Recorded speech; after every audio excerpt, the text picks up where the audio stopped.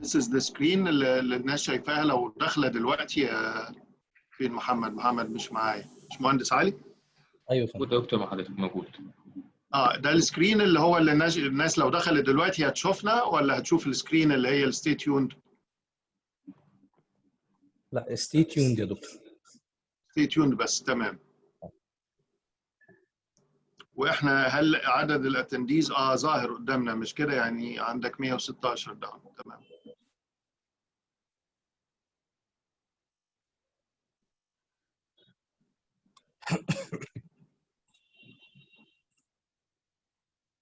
دكتور علي بيه خليفه منورنا. دكتوره شيماء.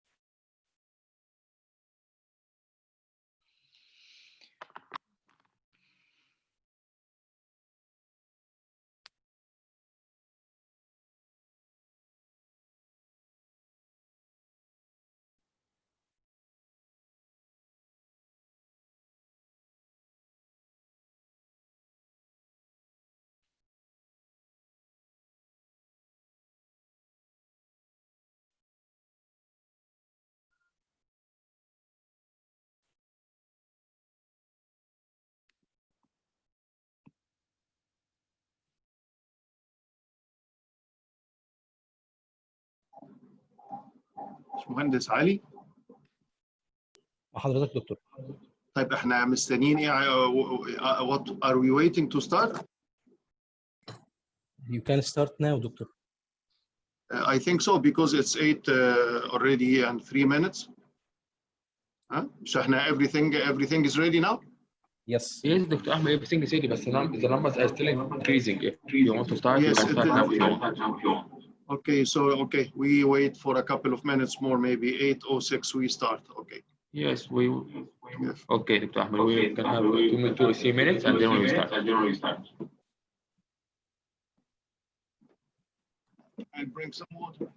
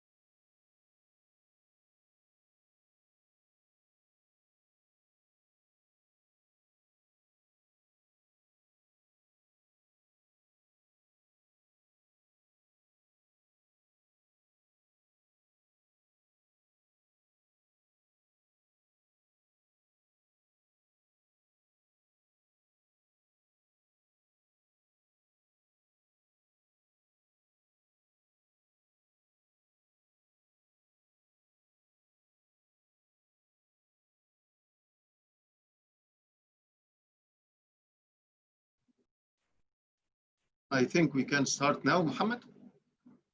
يعني عشان نبقى ملتزمين بوقتنا. Okay, Dr. Ahmed. Okay, you can start now.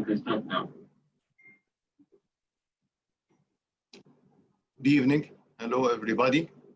مساء الخير عليكم جميعا. We are happy to launch the first session of our webinars called Glaucomatology. The idea of these webinars are actually there since the beginning of this lockdown, which the whole world passed through. And the Egyptian Society for the Glaucomas, we wanted to make something more comprehensive in the flow and the big sea of the webinars all over the world. We wanted to make something very comprehensive. And the idea actually started with Professor Ahmed Abulanin and myself talking and discussing this idea. And then we had the support of Orchidia, this huge pharmaceutical company, which had a similar thought to continue their Great Minds sessions, which started a few years ago. So both combined together. And in the past few months, we have been heavily working on these to produce these chain or these episodes, which would last probably till early December, inshallah. This is the first one, and it is about examination. And we are very honored actually to have our dear friend from London, Ms. Winfred Nolan. She is an excellent friend, and she is a supporter of the Egyptian Society for the Glaucomas. And she was one of our main guest speakers in the 2019 edition. Welcome, Winnie. Thank you for joining us. We know it's a very precious time for you, but I'm sure we are going to get a tremendous benefit from your talks. We are also honored by having our national speakers, Dr. Aman Ismail, Dr. Rihan Ismail, and naturally the scientific coordinator of this whole activity, Professor Nader Bayoumi from Alexandria. We start now. We hope to get the most benefit out of today and the coming webinars, inshallah. One last question I'd like to ask our audience is about the perfect timing, if we can have the slide of these two questions, because we had good discussions of when is the best time to do these webinars. So first, these questions, please, you can read now, and you are going to present your answer in the middle of the webinar today. What day do you think is best? Thursday, which is the first day of the weekend in Cairo, Friday, or a weekday, a working day? This is the question we expect, or we hope you can answer to help us. And then what time is better? In the early morning of a Friday or Thursday, for example, maybe in a weekday, this will not be possible. Not so in the morning, 10 a.m., early afternoon, 2 p.m., or then in the evening as we are 8 p.m. and 9 p.m.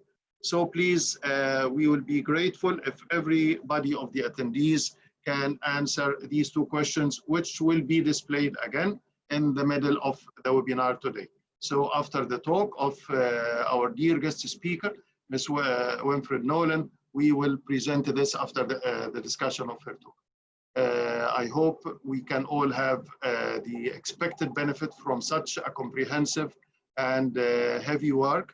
And I just leave you and leave myself actually to the flow of knowledge and experience. Thank you. So,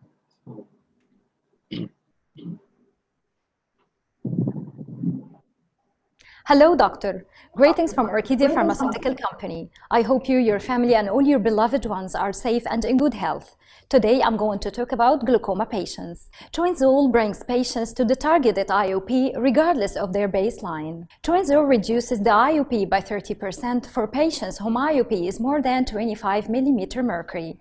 And for those whom IOP is more than 30 mm mercury, Toinzol could reduce it up to 50% of the IOP. Another product for your glaucoma patients is Alphanova. Alphanova is the perfect add-on therapy with a superior neuroprotective effect, along with less incidence of ocular allergy, as Alphanova is preserved with sodium purite. Finally, I would like to remind you with OcuGuard, a tailored formula of vitamins, minerals, and herbs. Thank you for your time.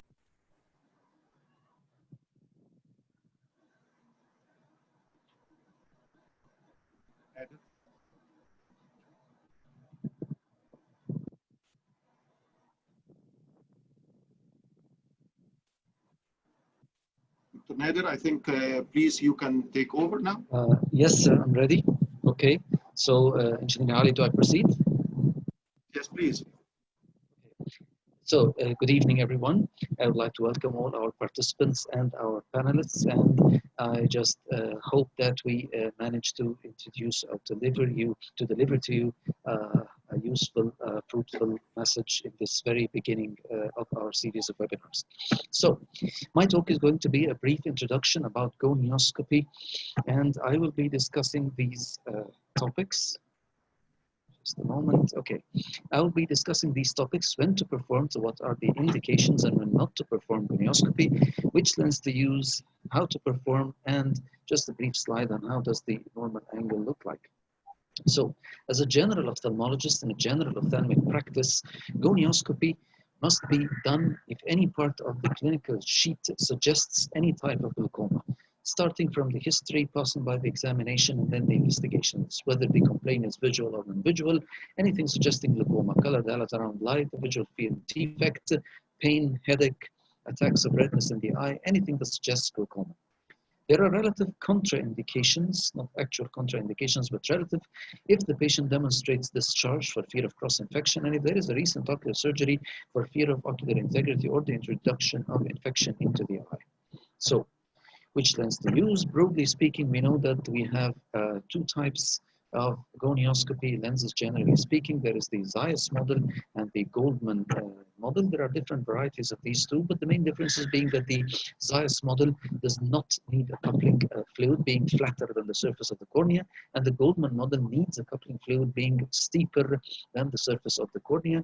The former, the Zeiss, enables us to perform dynamic or indentation gonioscopy, while the Goldman does not allow us to perform indentation gonioscopy. So the technique is simple. We need to examine in semi-dark room, instill topical anesthetic in both eyes, and most importantly, educate the patient on what to expect. Mild pressure, cold sensation, a little bit of overflow on the cheek and no pain.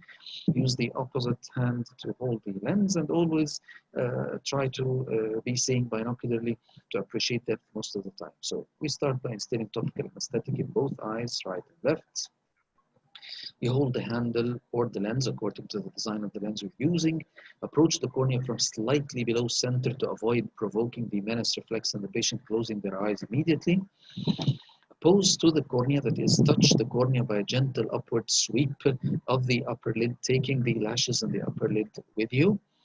Touch the cornea with the correct amount of pressure, no undue pressure or no less pressure, maintaining your pressure on the center of the cornea. As we can see here, this line, as we can see, it denotes an improper contact with the surface of the cornea. This should not be present, and at the same time, if you focus on this mirror, as you can see, there are wrinkles on the surface of the cornea. Again, these should not be present, indicating the improper amount of pressure on the cornea. Once you've apposed your lens with the proper amount of pressure, just examine the mirrors serially with whatever order. Just make sure you check all four mirrors: superior, inferior, nasal, and temporal, so that you cover all 360 degrees of the angle. Now, moving on to the Goldman model, which necessitates a transparent viscous fluid, just half fill the lens cup with transparent viscous fluid, and just prepare a sheet of soft tissue to wipe the excess flow on the cheek. Because if you underfill the lens, there an air bubble would be present in the interface, and this air bubble would not permit proper examination. And if you overfill, there is going to be overflow on the cheek with smudging during the examination. This would not be comfortable for the examiner or for the patient, of course. So again, we hold the lens with one hand and gently invert the lower lid with the index finger of the other hand. We oppose the lens. We approach the eye from slightly below center and insert the lens rim onto the inferior fornix with the patient looking up. Of course, we instruct the patient to look upwards. Gently press the lens on the surface of the cornea with the patient still looking upwards. And with the lens opposed to the ocular surface, ask the patient to look forwards, and you're all set to examine the all 360 degree of the angle. Now let me finish this very simple introduction by just a picture of, let's say, a normal or standard angle, and the structures are simply the first line, which is the Schwalbe's line, followed by the first zone, which is the trabecular measure, followed by the second line, which is the scleral spur, followed by the second zone, which is the ciliary body, slate gray or pink coloration, and then the peripheral iris.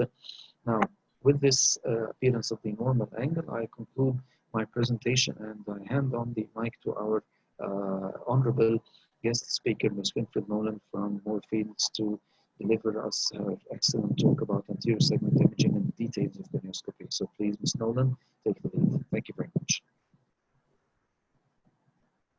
Thank you. So I'll just try and share my screen.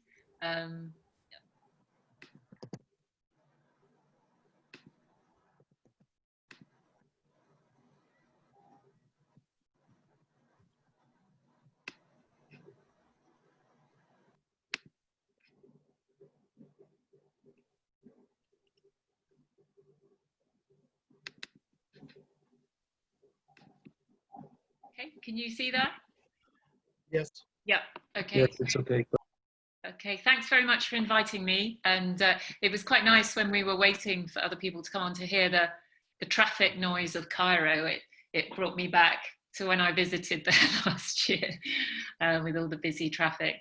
So I'm going to, that was a nice introduction from Dr. Nader. And so I'll continue and talk about gonioscopy and imaging, particularly with an emphasis on looking for angle closure, because that's probably what we use these techniques for most.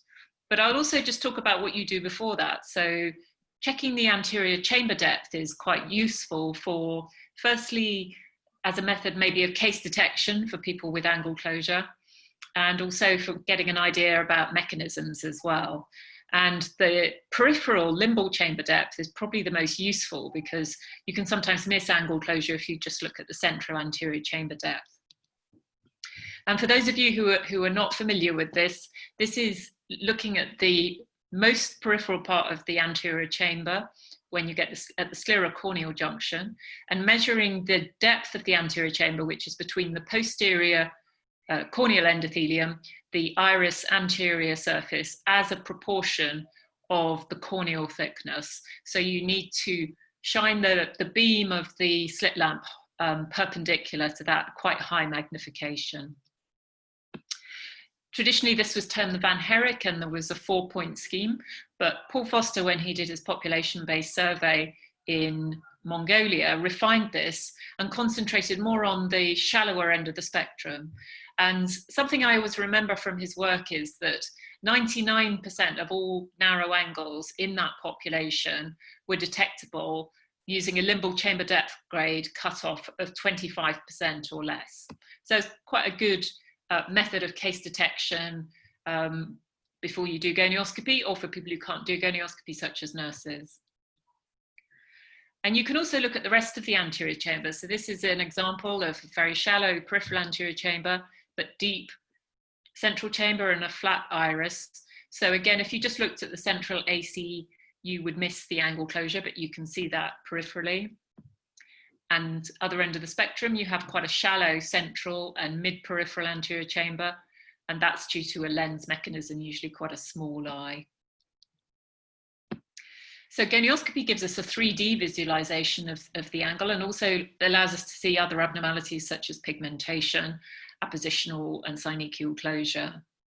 And as already discussed, we have the Goldman lenses, which give you a stable view of the angle and are good particularly for people learning gonioscopy to get a good view of the angle and not inadvertently indenting it. And the MagnaView is very nice because it gives you a high magnification view of the angle.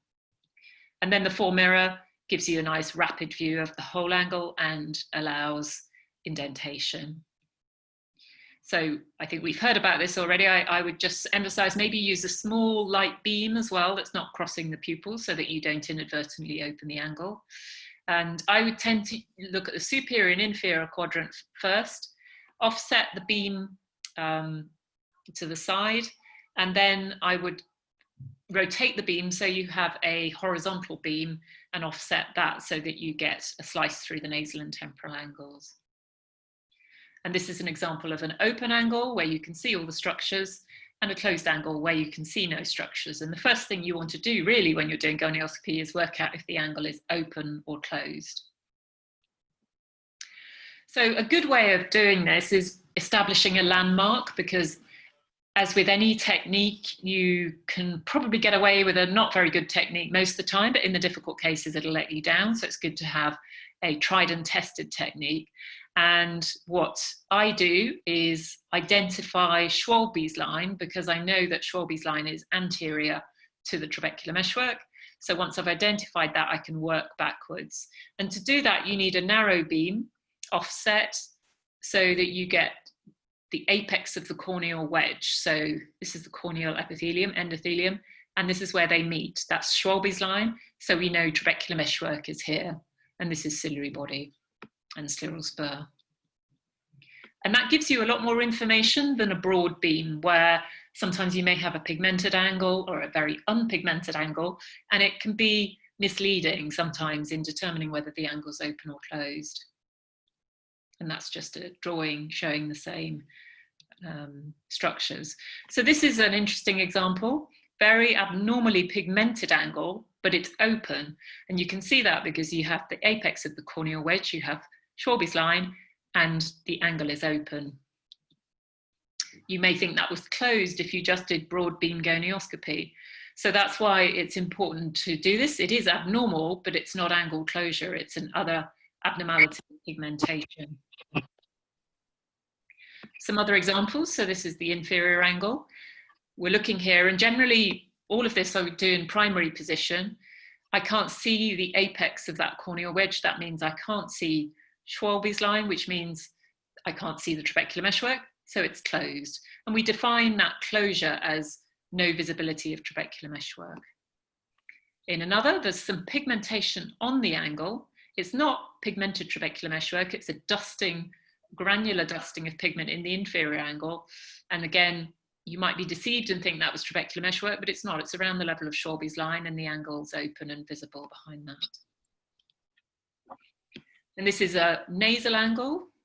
And again, this is it's quite a pigmented iris, but a very unpigmented trabecular meshwork.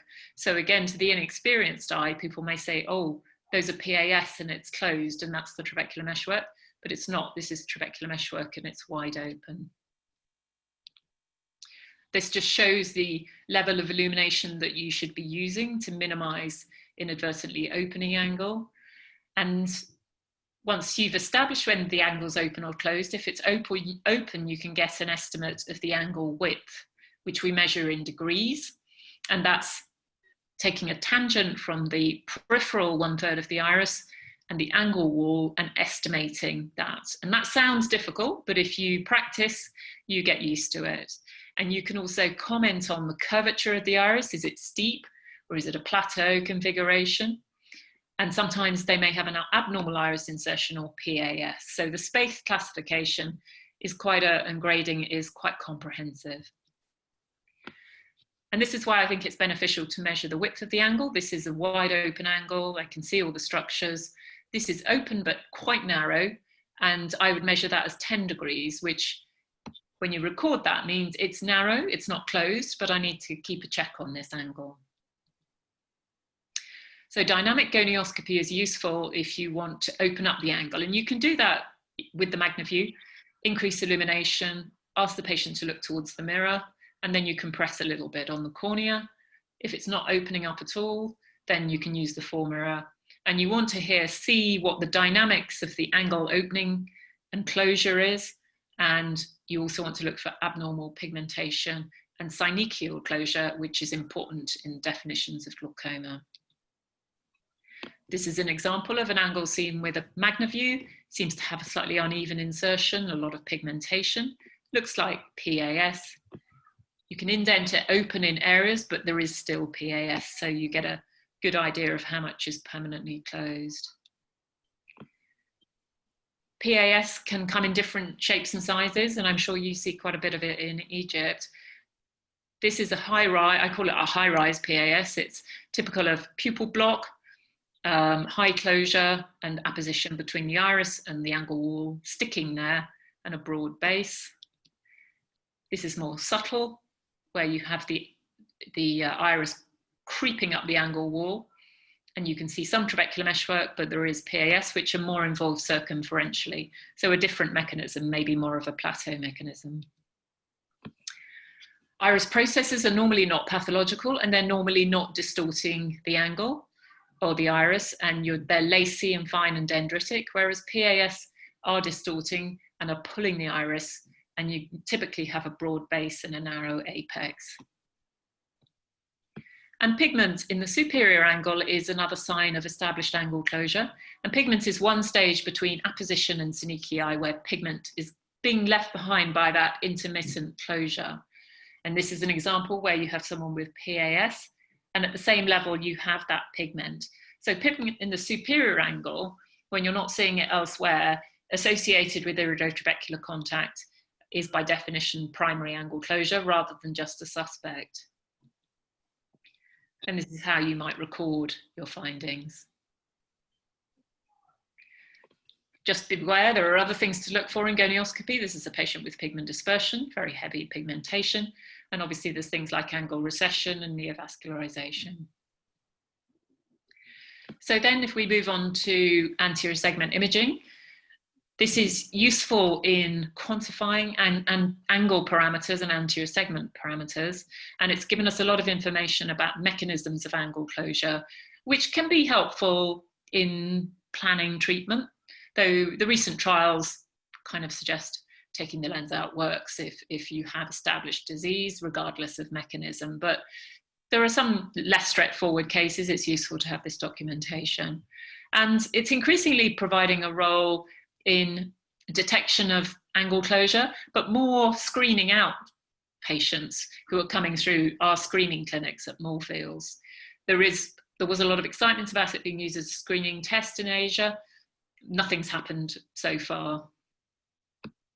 So UBM is the traditional imaging that was developed in the 90s. It was initially quite cumbersome, and the patient had to lie flat with a saline water bath on their eye, and this transducer is brought down to do the imaging. The devices are a lot easier to use. Everything's incorporated into the handpiece. And it's a good way of looking at particularly the ciliary body, and has given quite a lot of information about mechanisms of angle closure. And so this is the classification that's been developed for quite a long time. And these are some UBM images which look at these different mechanisms. Pupil block, the commonest one with that forward bowing of the iris. Non-pupil block, so no forward bowing, quite a flat contour, plateau configuration and a bulky ciliary body. Lens, shallowing of the anterior chamber, post-iridotomy, and other more unusual cases like aqueous misdirection or choroidal effusions. So that's a kind of front to back approach to mechanisms. And just again, if we go back to those deep anterior chambers, but shallow peripherally, and that might be plateau iris, and it could just be that the iris dilates into the angle. It could be that they have a bulky ciliary body. And in the ZAP study, which was conducted in China, they did a lot of UBMs on all their patients. And so they found these variants of that term plateau iris, and they would probably all look quite similar on gonioscopy. But here you can see there are some differences. So this is maybe what you'd call a fairly classic plateau, so that forward angulation and then deepening of the anterior chamber, no ciliary sulcus. This patient has a ciliary sulcus, but they have quite a bulky peripheral iris, which when the pupil dilates will close off that angle. And this patient has a very bulky ciliary body. So when you try and indent this angle open, you'll get a double hump sign. You won't be able to indent that open very easily, but it won't look like PAS. It'll be kind of like a roll, and then it deepens, and then you've got another hump for the lens. They also looked at pre and post iridotomy and tried to establish why some angles open up and some don't. And these are both examples of before and after iridotomy. This angle's opening up, this one is not. And it's a combination of things, a bulky iris, shallow chamber. But I think what's quite interesting here is where the iris is inserting onto the ciliary body. It's really quite high up in the angle. It's more like mid-ciliary body here. So that's not something you can do much about. Anterior segment OCT is probably more user-friendly, and we We don't really use UBM that much anymore, though it's useful for looking at ciliary body and looking for tumours and things behind the iris. And we originally had time domain, which was used for a while, and we now have spectral domain, which we commonly use in our clinic, and then swept source, which is a very nice Cassia machine that can give you a three-dimensional view of the angle. And as you probably know, this is OCT technology adapted for the anterior segment. It was developed for refractive surgery, and looking at the angle is a beneficial byproduct for us glaucomatologists. It's got the advantage of being non-contact and fairly easy to do, so it doesn't require as much experience or skill as UBM. And it gives you, again, nice recordable images and cross-sectional images of the angle. And this is an example of the angle anatomy that we see in angle closure. You can see scleral spur, which Schwabe's line, although that's our landmark for gonioscopy, is not always so easy to see on imaging, whereas scleral spur is better. And so you know that anterior to that is the trabecular meshwork, so this apposition shows closure. And you can see how the pigment on the posterior aspect of the iris is blocking the infrared light from getting through, so you don't get the view of the ciliary body that you do with UBM. There are quantitative measures. There's lots of quantitative measures of imaging, which look at the angle width in degrees. The angle opening distance is one that's quite often used in research, and that is if you take scleral spur and you measure a distance, 500 microns or 750, and then drop it perpendicular to the iris, and that is the angle opening distance. So that seems the most repeatable of all the measures. We don't use these very much in clinical work, but they're useful in research. One of the problems, though, certainly originally, was that it could be quite difficult to identify scleral spur, which is the landmark that you need to do these measurements. And this is an example from one of the time domain OCTs, showing in narrow angles it can be even more difficult. So in the light you can see scleral spur reasonably well. In the dark it starts fading. And just another example. And so in about 25% of patients it was difficult to identify scleral spur. With the newer machines it's much easier, so they perform quite well. So if we go back to thinking about risk factors, the traditional risk factors are around biometry, but it tends to be small eyes, big lens, hyperotropic refractive error, lens position.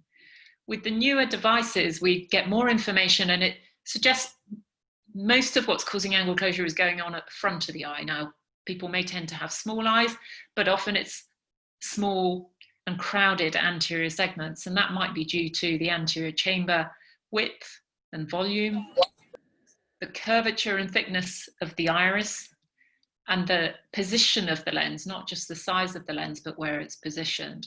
And that's the lens vault. So the anterior chamber width is the scleral spur to scleral spur distance. And a smaller anterior chamber width seems to be associated with angle closure. And the lens vault is the distance between that line and the anterior surface of the lens. So it's not just the thickness of the lens, but where the lens is sitting in relationship to the scleral spur and iris.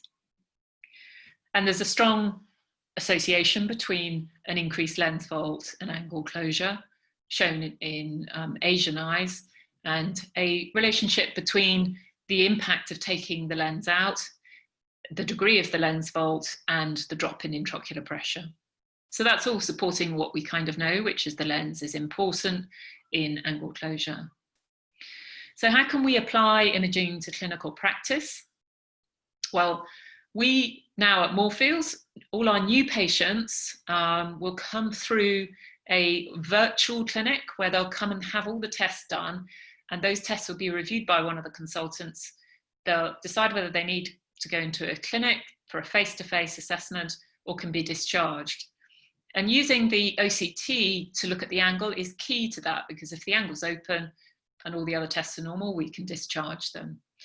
So it's got a great role there. We also use it more like a provocative test to confirm the diagnosis, or if we're unsure what's going on gonioscopy, or if we want to take the lens out but we'd like to have some objective imaging that's recordable that makes the case for treatment.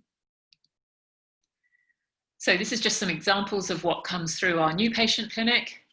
So this is showing very narrow angles, just a tiny slit open there, more open there, but still quite narrow. You can see scleral spur quite nicely. And this is showing definite iridotrabecular contact, a less steep curvature, but definitely showing ITC. And how does it influence our management? Well, management of angle closure is changing, so we're doing a lot less intervention anyway, but this is a patient who's relatively young, has iridotrabecular contact in 3 quadrants in both eyes on anterior segment imaging, and has a family history of acute angle closure. So all these would suggest they benefit from a prophylactic iridotomy, whereas this patient has a narrow, but might be a bit of closure, but not too bad. ITC in 1 quadrant, is older and has early cataract. So you probably wait and see and take the cataract out if and when she becomes symptomatic, rather than do iridotomy. And we've recently done an audit of our new patients with narrow angles and what cutoff we should have for deciding if they need to go into the consultant clinic to have gonioscopy. And we found that if there is 1 quadrant of the 2 quadrants we measure on anterior segment OCT, which is nasal and temporal, of iridotrabecular contact, that agrees fairly well with gonioscopy and need for intervention in clinic. However, our indications for intervention are changing, so this will probably change as well. But we have refined down the reasons for referral from the virtual clinic to having at least 1 quadrant of ITC on anterior segment OCT. These are just some other clinical examples. So this is a patient with very advanced angle closure glaucoma, and in cross-section that's closed, but he's actually got PAS there, which you can sometimes see on the imaging devices, and that's useful to know because he's probably not going to do that well with a lens or cataract extraction with that degree of visual field loss and zipped up angles. So we did a trabeculectomy instead. This was a patient with recurrent subacute symptoms and high pressure due to angle closure. Not particularly shallow anterior chamber. That's what I mean about the iris concertinaing into the angle and closing it off, and that these people typically get symptoms in dim lighting. And just when we took the lens out, you can see how much more it deepened, which you wouldn't necessarily expect with an already fairly deep AC. And we could discharge her after that.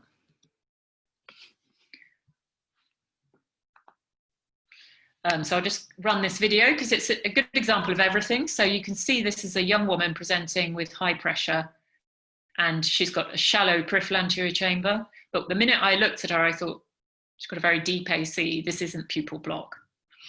And she presented with high pressure and visual disturbance. And we did iridotomies, but kind of suspected that wasn't going to really work. You can see she's got peripheral anterior synechii there and quite a flat iris contour. Areas you can see with pigmentation which are open, and there you can see the apex of the corneal wedge. This is a Caucasian woman. It's quite unusual to see this sort of presentation. Quite advanced angle closure with extensive PAS in our Caucasian patients. And she had very advanced disc cupping as well, which you'll see. So we did some anterior segment imaging, and there you can see the cup disc. And again, quite deep, and with iris cysts, which is probably what's contributing to the angle closure. So another unusual patient we saw one Christmas, sudden onset blurring of vision, youngish, came into A&E, angle closure, high pressure, both eyes, and a myopic shift. This was actually done when he was getting better, but he's got these effusions. So this is the type of atypical angle closure you can see with certain medications like topiramate. He wasn't on any, we saw 2 or 3 more patients like this that winter. So I wonder if it was some kind of post-viral thing, but he resolved. So you give them atropine, support them through their myopic refraction, and then he was better after 10 days. So the anterior segment OCT was quite useful there. So in summary, advances in imaging allow us to better identify angle structures and help us evaluate the mechanisms and risk factors, and give us accurate dimensions which are useful in research, correlates well with gonioscopy. We still think it's a good idea to do gonioscopy to visualize the angle and PAS. And I would say more than being used in screening, I think anterior segment OCT is quite useful in the era of non-contact ophthalmology, which we're entering at the moment. And we're certainly putting a lot more of our patients through our virtual clinic, and it has a key role there. So I'm sorry I've run over slightly, but happy to take questions if necessary.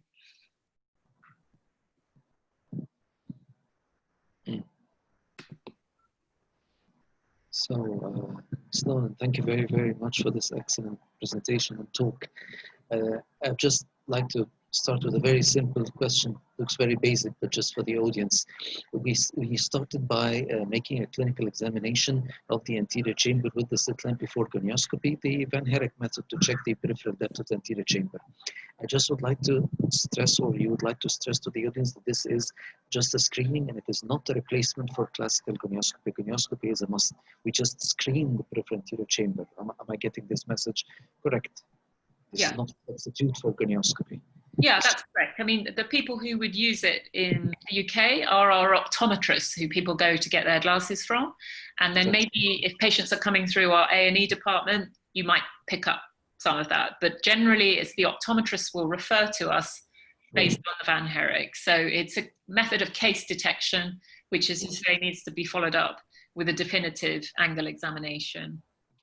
Now, following on this same line, the excellent anterior segment imaging that you demonstrated, and you've mentioned that you're using now virtual clinics in more fields. So to what extent would you rely on the anterior segment imaging for referral of patients to actual face-to-face meeting in the virtual clinic? In other words, I want to say, is the virtual clinic run by only anterior segment imaging with no clinical gonioscopy? So then would you rely, that means that you rely only on anterior segment imaging for deciding whether this is a need for a true meeting, a clinical meeting with a glaucoma specialist or not? Yeah, I mean, obviously we're doing intraocular pressure, visual acuity, fields, and disc imaging as well, so, and a history. So, but from the point of view of the angle only, if all the other tests are normal and the angle is open, we discharge.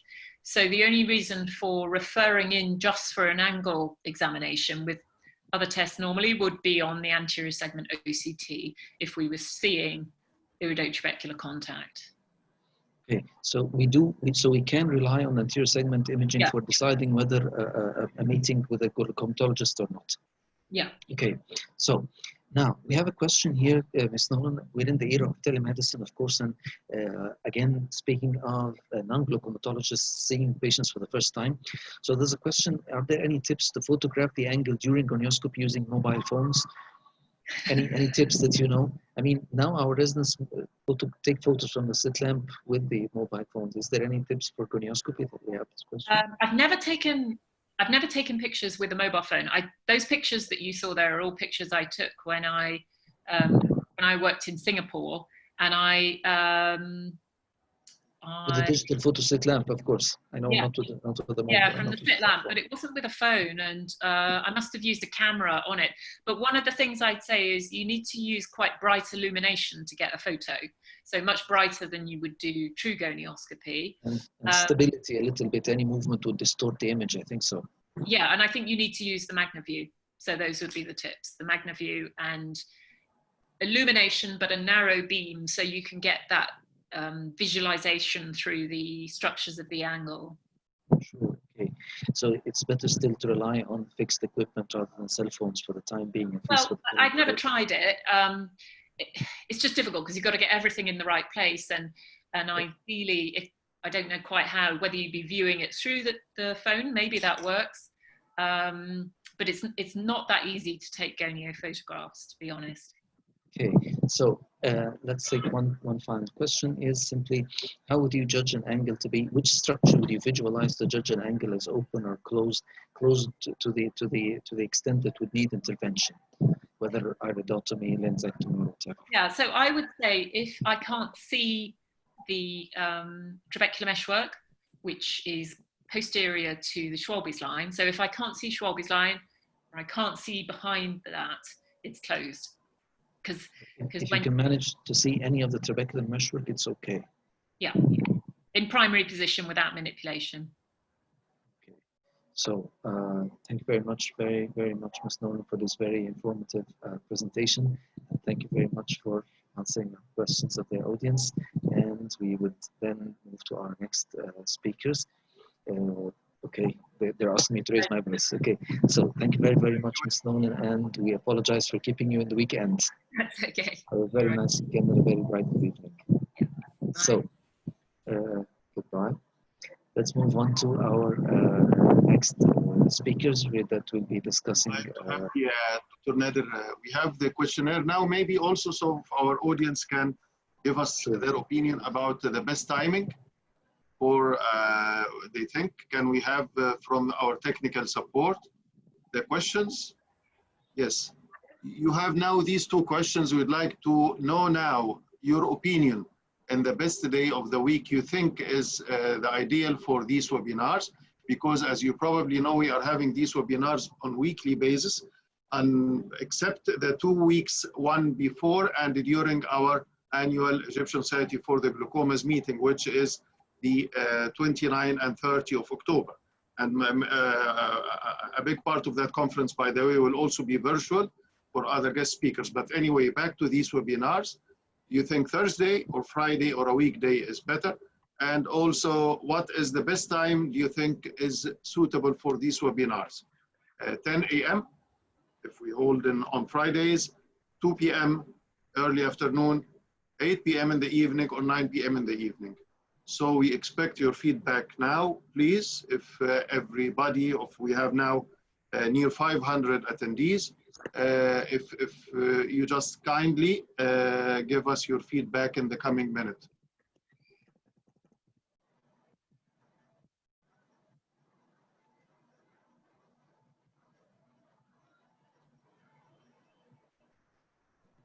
These questions are for the attendees. Panelists cannot vote, actually. If you'd like to vote, go from the attendee side.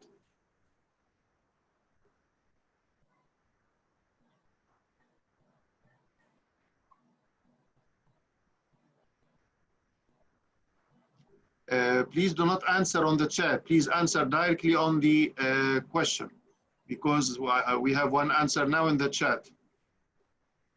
Please answer directly on the question.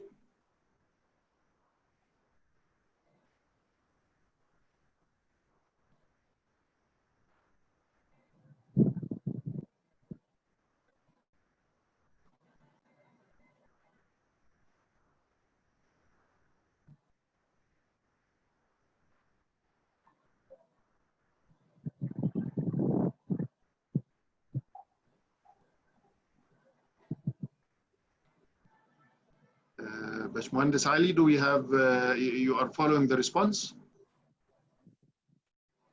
أيوة دكتور. تمام.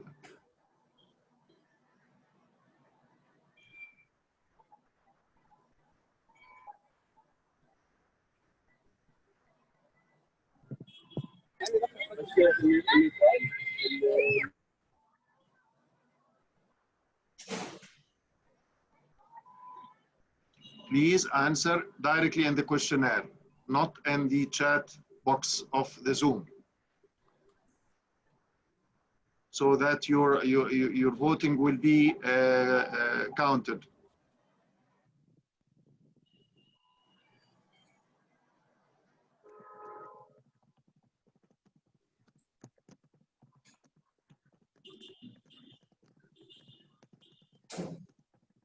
I think we had more than 1 minute now.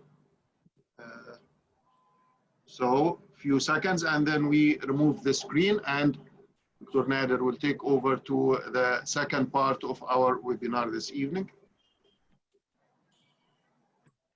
Sure, sir. I'm ready when you're ready. Yes, please. Yes, please go ahead, Dr. Nader. Okay. So now we have the honor to proceed with the next part of our webinar today, which is discussing intraocular pressure measurement. We start by our dear colleague from Cairo University, Dr. Reham Sami, that will talk to us about Goldman applanation tonometry, the gold standard, of course, pitfalls and basics and pitfalls. So please, Dr. Reham, take the lead. Thank you.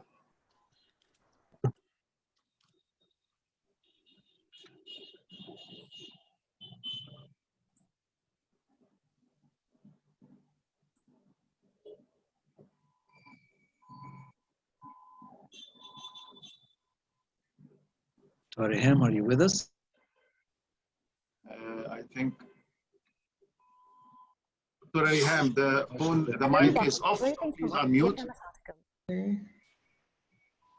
Okay, go with the movie, please. And all your beloved ones. Okay, do you hear me like this? I'm going to talk about dry eye patient, especially who is associated with aging. I'm muted, Dr. Ahmed. Solution from Orcapi Post and Polyfresh Extra. Orcapi Post is anti-aging and anti-allergic agent, which is not only has exceptional antihistamine effect, but also has a novel special mechanism as anti-aging agent by inhibiting nitric oxide secretion at nerve endings. The second arm of our solution is Polyfresh Extra, which is a unique combination that gives extra hydration effect and balancing the tear film osmotic pressure, in addition to the anti-inflammatory effect of glycerol. Thank you for your time. Okay, now Reham, please proceed. Okay.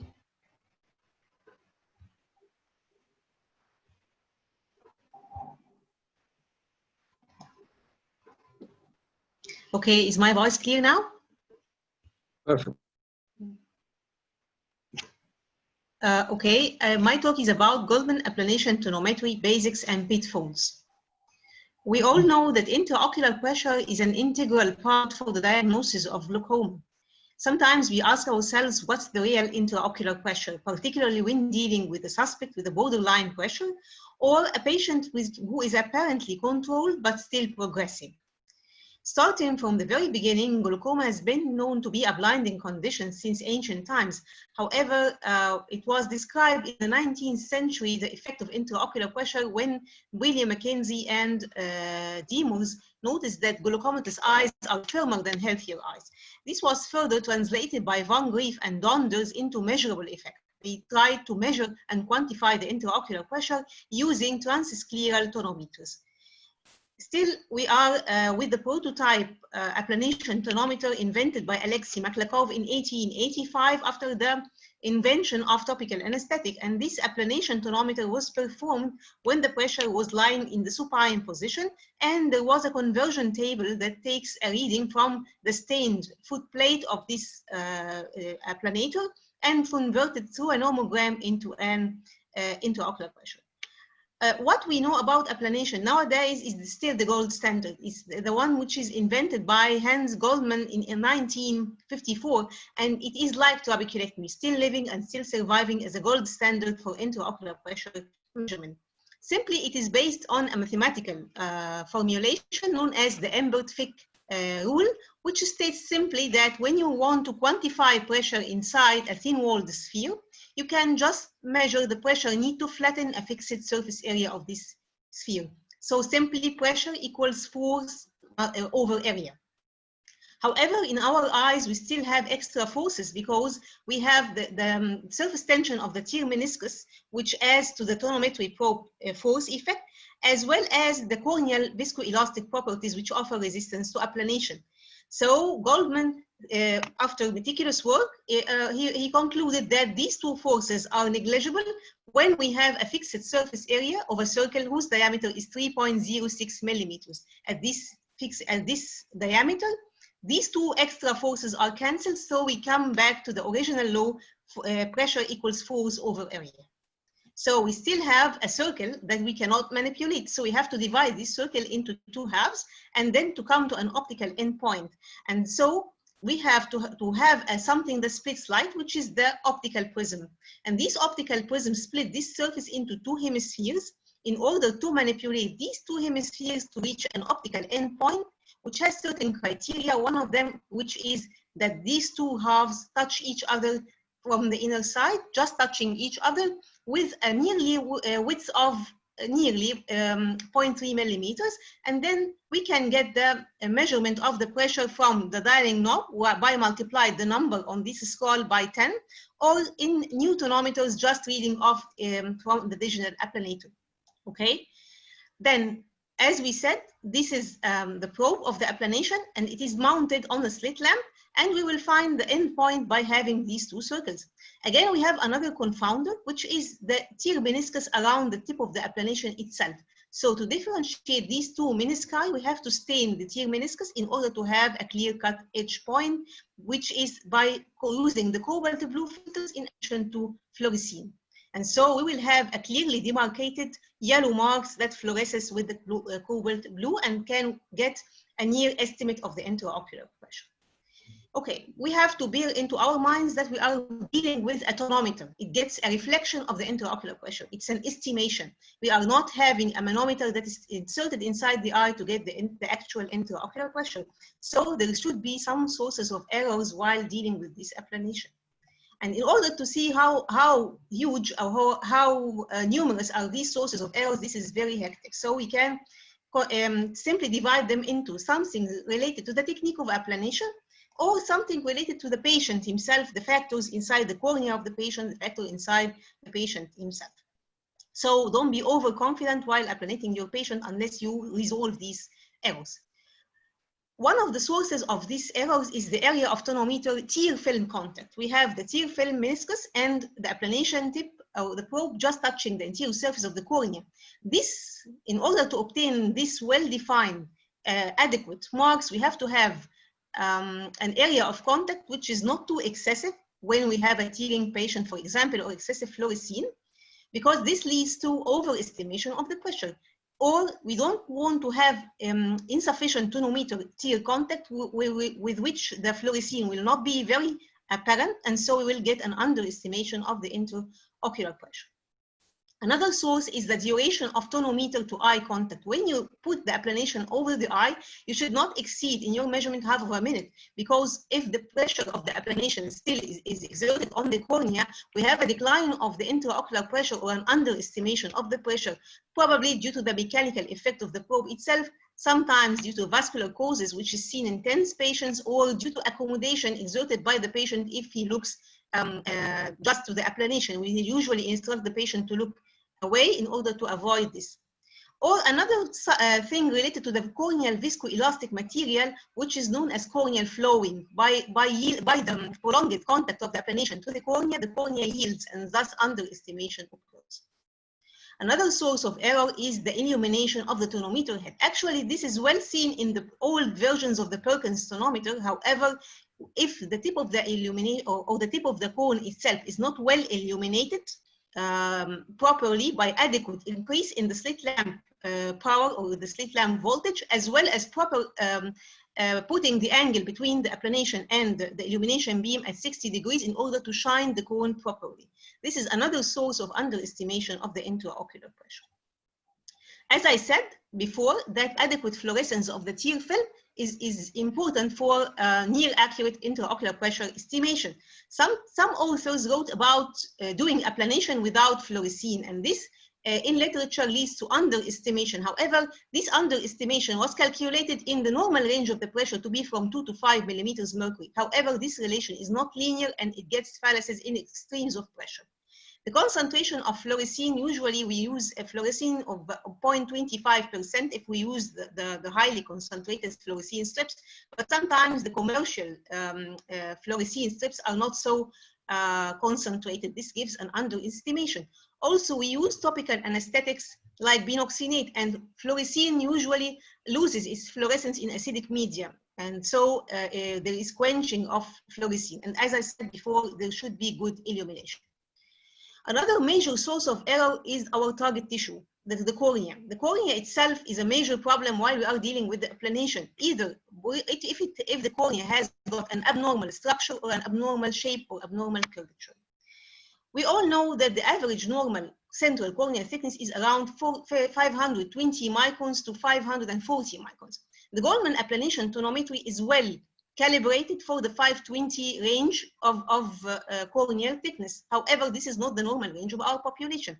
So the studies have got an estimation that for every 10 microns difference from the normal, we should adjust the intraocular pressure. The thin cornea gives an underestimation of the intraocular pressure, so we have to add to our measurements. While on the reverse, the thick cornea, like those in corneal scarring, for example, can lead to overestimation of the intraocular pressure. So we have to bear into mind that pachymetry is an important part or an integral part for proper intraocular pressure estimation. Also, we can find some patients having corneal edema, and this is important post-operatively. When we evaluate the pressure in cataract, for example, if we have an edematous cornea, we have to bear into mind the corneal edema attenuates the intraocular pressure, so we measure it falsely low. So we have to add to our measurements also. Regarding the effect of corneal curvature, steeper corneas need to be indented more in order to get the proper circles as we saw before. So the steep cornea tends to get a higher IOP or overestimation of the pressure.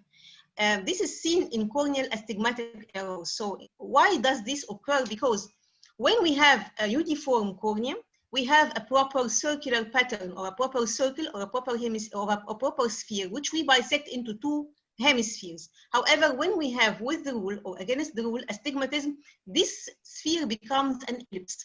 So the area of contact between the tonometer and the cornea is not that we are assumed to know, or for the Goldman applanation tonometry to get proper readings.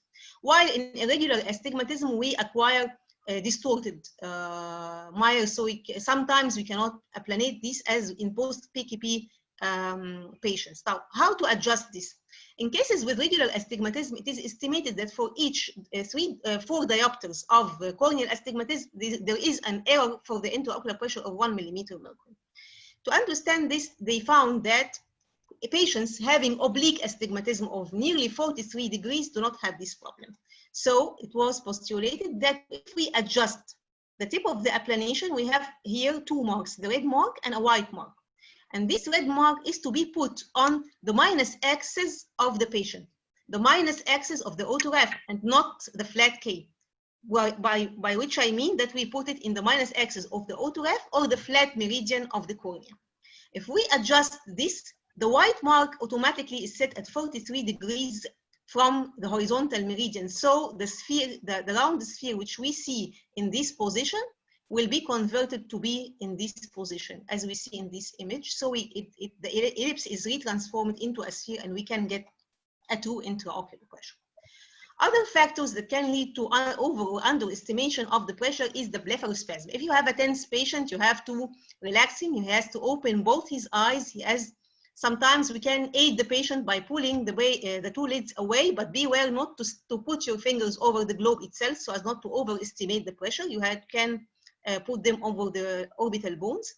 Repeated disaffection of the tonometer tip can result into some cracks that can lead to errors in the applanation tonometry. Arterial perfusion pressure induced by carotid compression can lead initially to lowering of the intraocular pressure, and also patients wearing tight collars can have an increase in the central venous pressure with overestimation of the IOP. Another source of error is applanating a paracentral cornea or an off-axis applanation. Usually we put the applanation onto the central cornea. This is the target. However, sometimes the applanation is rotated to have the paracentral cornea. If you have a central scar and you want to get an estimate of the intraocular pressure, sometimes you get a little bit paracentral, or the contact between the applanation is not complete with the central part of the cornea. If this is within 5 degrees, this will not induce a significant error. However, if it exceeds this, a significant error in the intraocular pressure will be taken. Another thing or another important source of error is the presence of restrictive ocular disease, like patients with dysthyroid ophthalmopathy. This is known as differential intraocular pressure. We measure the intraocular pressure in the center, and usually if the patient looks up gaze or down gaze with a free motility, the difference between the measurements does not exceed 5 millimeters mercury. If this is evident, this patient can have a restrictive myopathy. An important forgotten source of error in applanation tonometer is the calibration of the tonometer. And I don't know how often do we check the calibration. Usually we check the calibration when we get errors. Actually, we have to check it at least twice per year or once per year. And this is done easily with the calibration bar or the calibration weights. And this calibration bar, for example, is set at 0, 20, and 60, and you put it at the 0 position and put the knob in the same position, and then this bar is straight and there is no movement on the applanation tip. When you move this, rotate this knob 2 millimeters or 4 millimeters above and below this number, you see a movement or a twist or a spring in the applanation tonometer itself. If any error in calibration, it should be returned to the manufacturer for maintenance.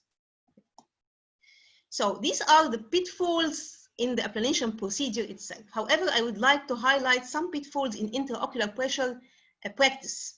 Number one, tonometry is part of the routine examination. Some people, I don't know from where is the concept, do applanation only or tonometer only for patients who are suspects or patients above the age of 40. Actually, we can sometimes spot glaucomatous patients at the age of 20s, and unfortunately, these are fast progressors. So do not rely that you see cupping, then measure the pressure. You have to measure the pressure for every patient. Do not rely only on some screening tools like the air puff. The air puff is only a screening tool. When you spot a high pressure with the air puff, you should repeat it again with the Goldman applanation tonometry. Pressure before contacts. Please do pressure before anything contacts the eye of the patient. Just like Dr. Nader mentioned, gonioscopy is part of the routine examination. You should not perform pressure after you perform a gonio, or you will take a false low estimation of the intraocular pressure by the massage effect of the gonioscopic lens itself. Do not treat any patient with a pressure just because it is above 21. You have to properly investigate, is he glaucomatous truly or not? A single pressure reading is not sufficient. Sometimes you have to understand that the patient can fluctuate over the day. So if you have a glaucoma suspect, you have to pay his intraocular pressure. As we mentioned before, take refractive errors into consideration, not only astigmatic error, as I mentioned, but also myopic patients. And myopia and glaucoma pose a challenge in either or, because of the central corneal thickness, because of the elastic properties of the myopic eye, which is known to be a fragile eye, or because of the incidence of refractive surgery done among myopes. And so take biomechanics into consideration. Biomechanics, corneal biomechanics are intimately integrated into every step in glaucoma, from the pathology to the treatment. And we have some machines that can take a compensated intraocular pressure, whether the Aura or the Corvise. This is an example of a patient who presented to me performing LASIK and complaining of headache. I measured the pressure, it was 14 and 17 at 4 p.m. And then I repeated the measurement on the second day, it was 21 at morning and 28 in the other eye. And this is the cornea compensated pressures, they are approaching 30 and exceeding 30 in the other eye. So this patient is glaucomatous, but might be missed due to only relying on the applanation without taking into consideration the biomechanical facts. So the sources of error, to summarize, in GAT can be related to the technique, the area of the duration of the contact of the applanation tip, fluorescence and illumination, and something which I did not mention, which is the magnification. You have to be sure that you are set on the magnification of ×1 or ×10, because sometimes some residents fell into the mistake of putting it on the high magnification and failing to get a proper intraocular pressure. The cornea, which is an important target for applanation, you should take into consideration abnormalities in shape, presence of astigmatism, structure, and thickness. The calibration should be checked once a year or even twice per year. Other things like the off-axis applanation, blepharocytes, and differential IOP.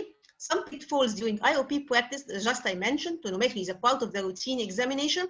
Pressure before contacts, take co-refraction into consideration, as well as biomechanics. Never treat a patient because just he has a pressure of 21 or more. Do not rely on the air puff. A single pressure reading is not enough. And thank you for your attentive listening. So Reham, thank you very, very much for this excellent presentation that is not only practical, but also evidence-based. We really thank you very, very much for this. And we have a question from the audience. Is there any, would you consider anything different if you have a hyperopic astigmatism or if you have a myopic astigmatism on the cornea? I mean, would you adjust the red mark on the axis of the minus cylinder, and irrespective of whether this is a hyperopic or a myopic astigmatism? Yes, yes, I might not have clarified this point. You put the applanation on the minus axis of autograph, just as this corresponds to the flat meridian of the cornea. Regardless, this is a hyperopic or a myopic astigmatism. Do not complicate things. So it's just the flat meridian and that's it. There's no problem which type of astigmatism on the cornea. No, you have to adjust it just to put it on the proper axis. Okay, thank you. Now, the next question would be the cutoff value of the central cornea thickness, the CCT in the applanation. I just missed the figure. Is it 520 or 542 microns? It's written in literature in different ways. Some people write that it is 520 and others it's 540. So we have to take the normal range of our population, which is nearly 520 to 550 or 540. And then every 10 microns above or below, you have to adjust the pressure. There are also nomograms that are set for this, because the higher the difference in thickness, the non-linear the pressure is. So this is such a rough figure to be able to convert the pressure. And even so, a 20 micron difference would not mean much of a calibration error, just 1 or 2 millimeters mercury. It's 1 millimeter, which is not the diagnostic way. Okay. One last issue. Could you explain to our audience just how would an increased corneal thickness from corneal edema result in a falsely low IOP measurement? Yes, this is not related to the thickness itself. This is related to the corneal properties as well. The cornea yields with the applanation, so you need less force to flatten it, and so the pressure is low. It's not related that the cornea is thick. The cornea can be thick but edematous, like in the pus and like in the pseudophakic bullous keratopathy, for instance. So it would absorb the pressure of the tonometer. Sorry? It would absorb the pressure of the tonometer. Yes, it will attenuate it actually, yes. You need less pressure to flatten this. Okay, and then our very famous question, any recommendations for IOP measurement after refractive surgery? Our biggest hurdle. This needs a meeting actually. I will tell you my practice. I usually take a baseline aura exam for the patient. And I usually phase these patients to pick the moment of the intraocular pressure peak. When I take a single reading for the cornea compensated pressure, I can tell arbitrarily the difference between it and my Goldman. And then I repeat the aura semi-annually in the first year and then annually later on. But this is not an evidence-based, this is a personal practice. So refractive surgery still remains an issue with measuring of the intraocular pressure. Yes. Sure. So we thank you very, very much repeatedly, Dr. Rehan, for this excellent presentation. And let's move on with our last but not least presenter, Dr. Aman Ismail, to talk to us about indentation, about tonometry. So Dr. Aman, please take the lead. Thank you. Can you hear me clearly? Yes. Okay, that's great. And is my screen shared? Can you see my screen? Oh no, just a second. I'll try and share it again.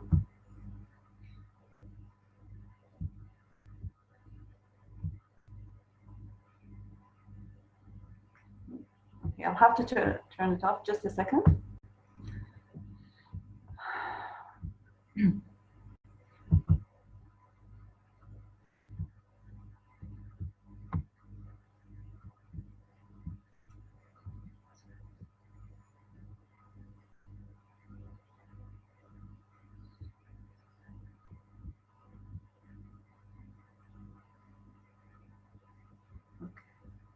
So is it clear now? Is it seen? Very clear. Okay, The presentation, Dr. Aman. That's it. Done. Okay, now I see it. Great. First of all, thank you to all participants for staying us till the end. And thank you, Orchidia, for organizing this meeting. And definitely thank you, Professors Khalil and Bayoumi, for this kind invitation. This presentation focuses majorly on the practicality of indentation and rebound tonometry in our clinical practice. So there isn't much details, but a comprehensive display. As we have seen, Goldman applanation tonometry is the gold standard. However, present in our market and in our practice are a group of instruments that are based in their function on the principles of indentation tonometry or rebound tonometry as a sole mechanism, or a combination of indentation and applanation, applanation tonometry combined, like the tonopen and the pneumotonometer. So what is indentation tonometry? Indentation methods actually measure the depth of corneal indentation made by a given weight. So the force or weight that will cause more indentation in soft objects as compared to harder objects, it will give less weight or give less indentation. So the most commonly present right now, either the pure indentation device as shots or combined indentation and applanation, as I mentioned before. Shots has been ruling the field of the intraocular pressure measurement in the first 3 quarters or so of the 20th century. And it is a very simple device, easy to use. It has a plunger that is encased in a barrel, and the barrel has a footplate that is concave and rests on the cornea. As the plunger moves, its movement is transmitted to a scale through, the movement is transmitted to the needle, and this gives us a number on a scale. Several weights can be mounted up here, so to be used for different measurements, especially with higher intraocular pressures. So the amount of indentation is indirectly proportional to the intraocular pressure. So how do we perform it? First, we have to calibrate the device, and there is a little metal present in the box where you can use it for calibration, then sterilize the device, instill topical anesthesia. The patient should lie on their back, and you instruct them to look straight ahead to avoid accommodation. And then you hold the instrument perpendicular to the corneal surface.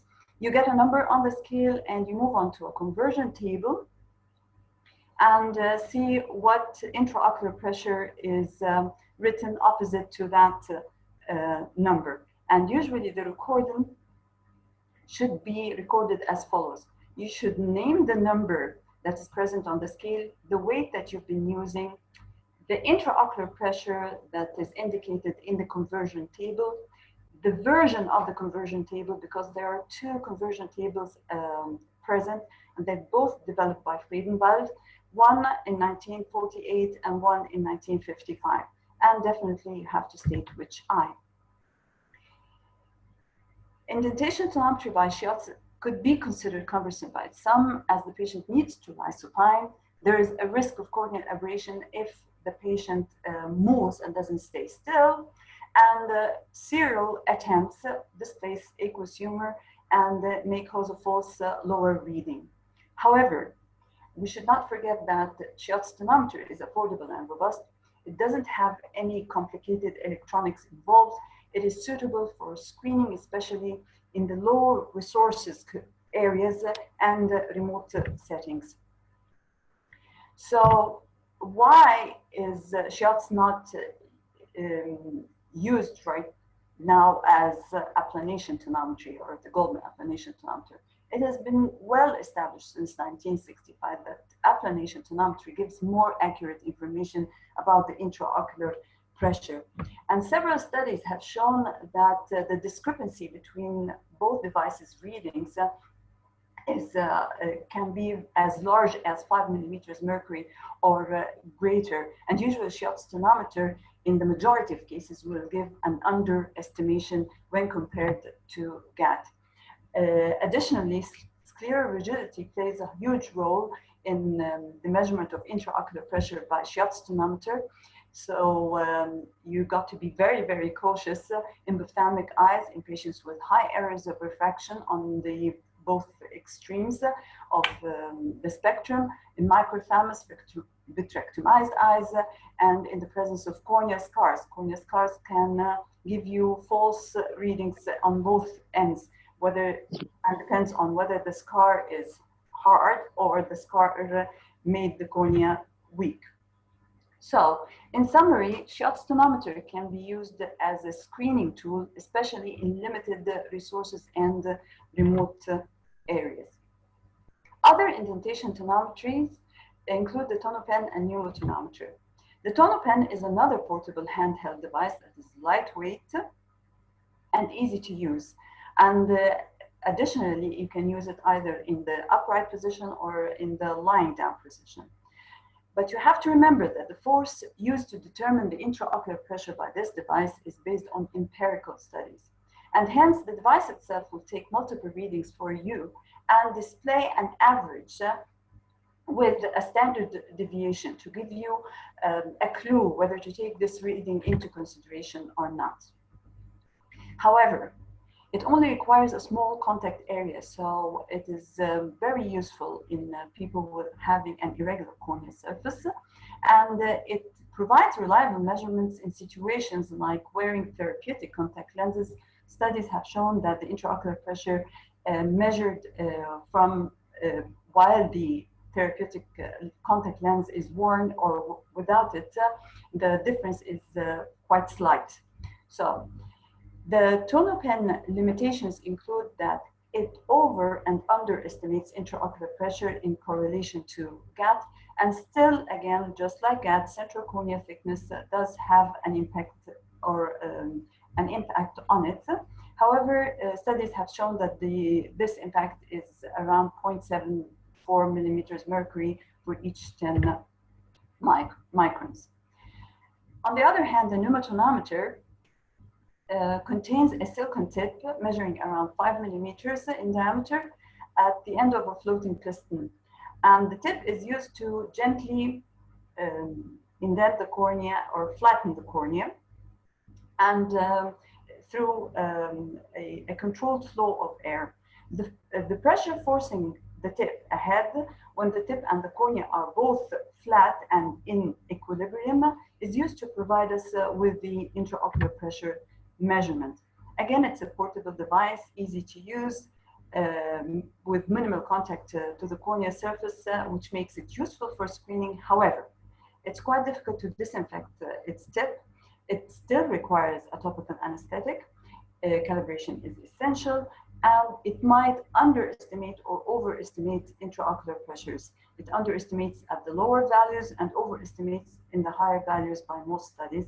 And again, central cornea thickness affects its reading.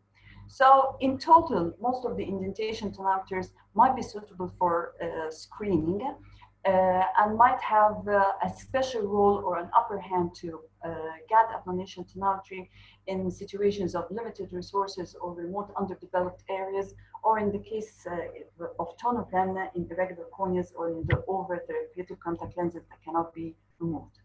Now, the second part of this presentation is considered with rebound tonometry.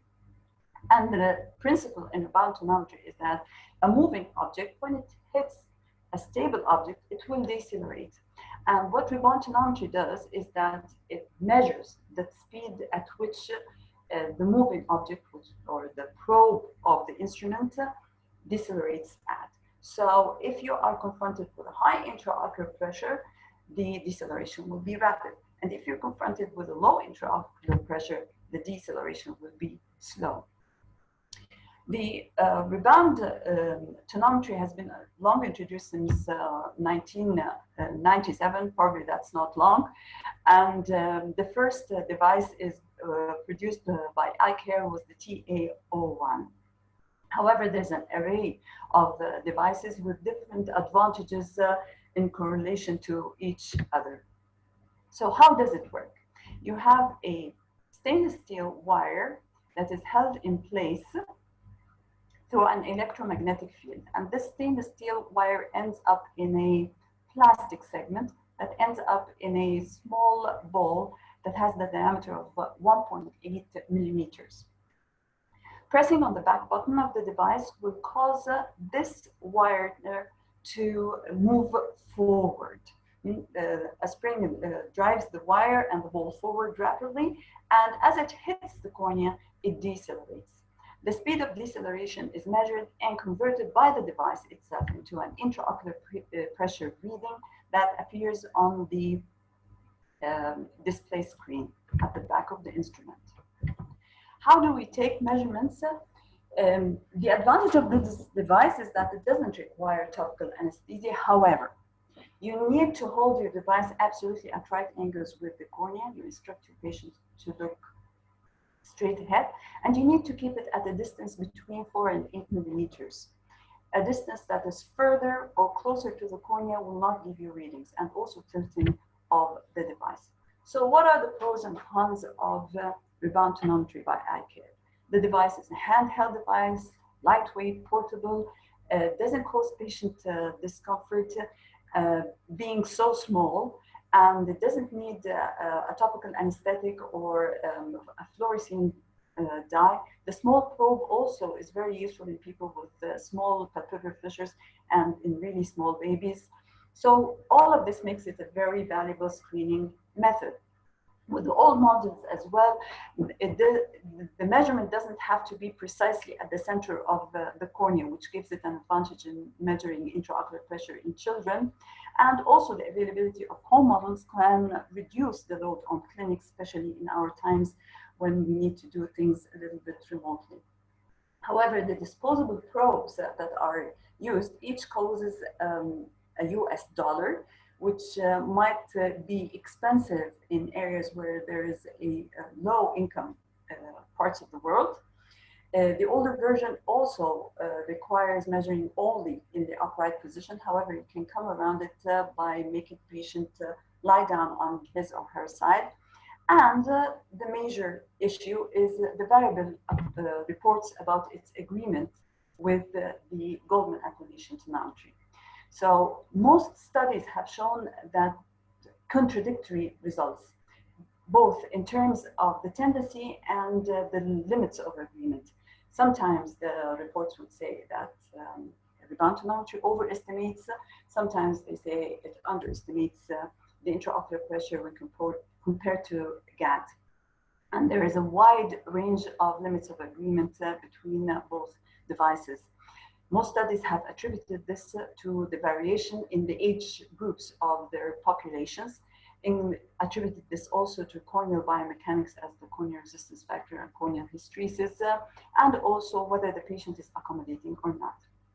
The good news is that newer models tend to show more agreement between both devices.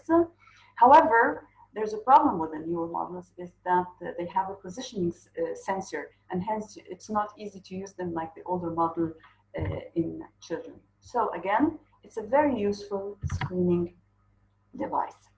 In the end, I just want you to remember two things: that indentation tonometry measures displacement, whereas the rebound tonometry measures deceleration speed, and that none of the above mentioned devices could yet replace GAT, with all its limitations as well, because none has shown a universal and standardized correlation with GAT.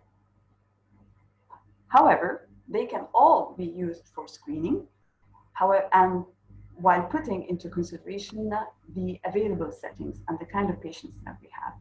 And in given situations, some of them are more appropriate than GAT, for example, in bedridden patients.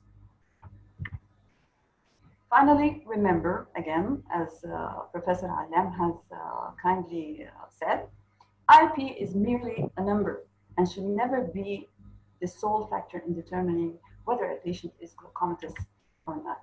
Thank you very much for your kind attention. Dr. Aman, thank you very, very much for this excellent presentation. A touch from the past and a look at the future. That's really great. So, are we still there? Okay. Now, I have just one simple question to Raman about the rebound tonometry. What about the disinfection? Is there any, are there any literature or any or your personal opinion about the disinfection of that tip? It's disposable. So it's disposable, single use and thrown away, no place for disinfection. Yes, I get this message right? Yes, yes, and that's why it is considered costly. It's considered what, sorry? I would consider it costly in our setup. Okay, okay, and It would be layer of considered non-touch costly in a setup where there is the majority have low income. Majority have, sorry? Unmute. In low income countries, Yes, it I got would it. be considered costly. I got it. Sorry, I couldn't hear you. I'm sorry. Thank you very much. Okay, so we have this question. What would you think the most proper way to measure the intraocular pressure in children?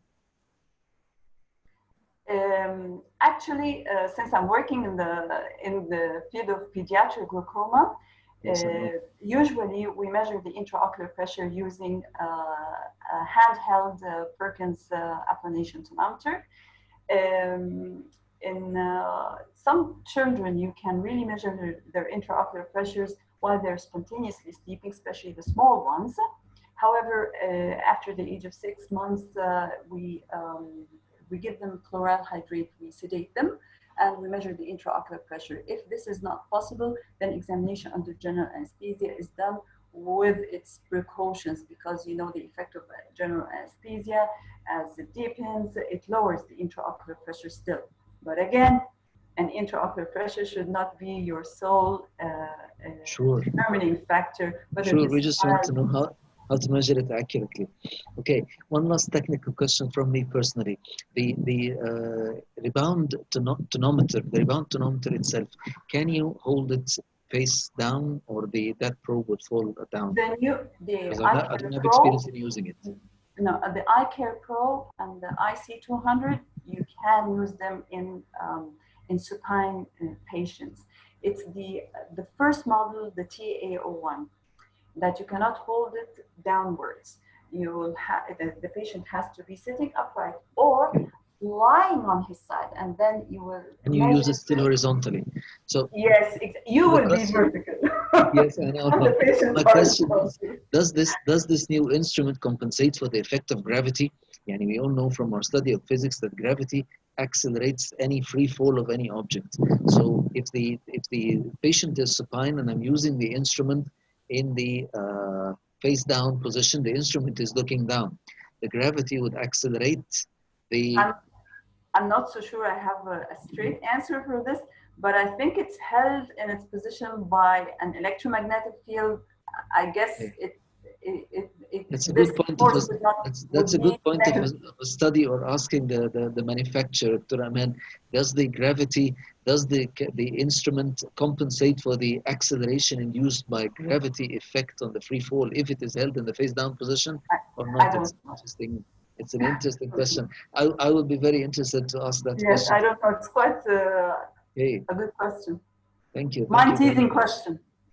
Thank you very much, Dr. Ahmed. Thank you very much. So now, arriving at the conclusion of our set timing, I would like to repeat our gratitude and thanks to our panelists, our speakers, Dr. Aman from Cairo University, Dr. Rehan from Cairo University, Ms. Nolan from Moorfields, and our Honorable President, Professor Ahmed Khalil. We would like to thank Orchidia for their continuous support and for organizing the technical part of this meeting, and I would conduct and leave the mic to our Professor Ahmed Khalil, or to Orchidia to conduct this webinar, to conclude this webinar, sorry. So thank you very much. Goodbye. Thank you very much, dear Professor Dr. Nader. And actually you are receiving rave comments about how this went on, and it was useful for most participants. There were very few technical issues, which will be also more and more fixed in coming ones. And as regards the timing, which questionnaire and poll which we have done, so apparently Friday and 8 p.m. Is the best time to mention, to have, and I will let you know the exact numbers. Actually, it's huge difference between the evening. 8 and 9 p.m. had similar ones, but still 8 is the biggest time and the biggest number voted for 8 p.m. So our next webinar, inshallah, will be next Friday. بإذن هيكون on the 11th of September, and it is a visual field examination. Professor Dr. Mustafa Nassar, Dr. Tariq Ragai, and Professor Dr. Adil Abdel-Shafi, inshallah, will be our panelists for next week, inshallah. 8 p.m. Cairo time on Friday, 11th of September.